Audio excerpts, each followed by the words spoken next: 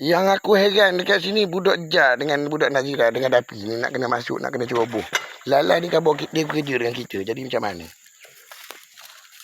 Kita buka lah dekat mana sekalipun. Dia akan muncul, dia akan buat macam tu. Dia kata, pelik-pelik. Kita ni set up apa benda, susun barang tu dengan dia. Walhal, pada mula, pada kejadian awal dia, tak ada. Tak pernah berlaku benda ni.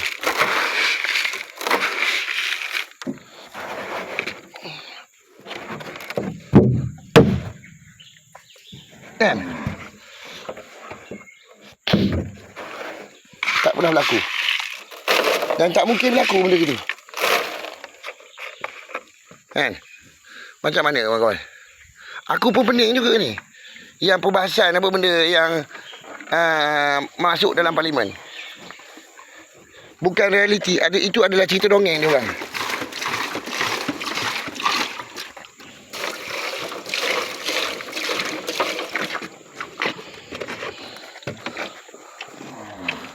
Alhamdulillah.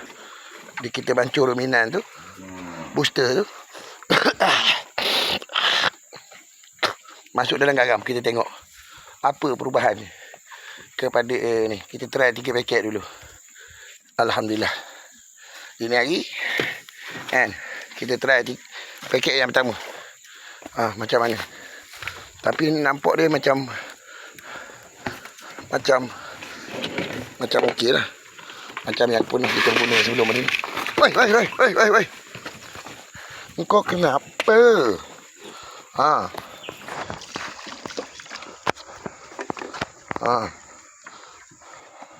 Sana Nasruddin. Sana Nasruddin. Sana. Mai. Sana cepat. Sedap sikit benda bau. Sedap sikit bau. Sedap. Ini hari sedapnya. Ini hari lain punya rasa. Ini hari lain punya rasa. InsyaAllah lain punya rasa. Mari sedapnya.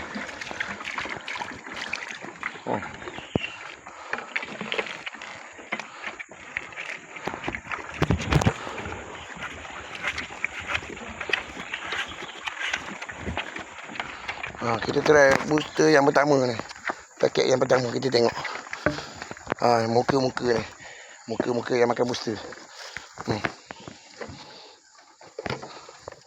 Alhamdulillah.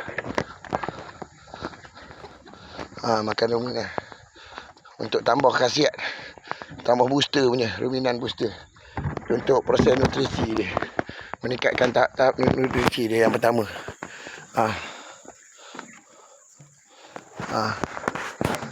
Macam mana? Okey, sedap. Wow. Sedap. Alhamdulillah. Woi, kau buat apa lagi tu? Hari ni 5 Ramadan 1447 Hijrah. Bersamaan dengan 15 Ramadan. 4 bulan 3. La ilaha illallah. 14 Ramadan.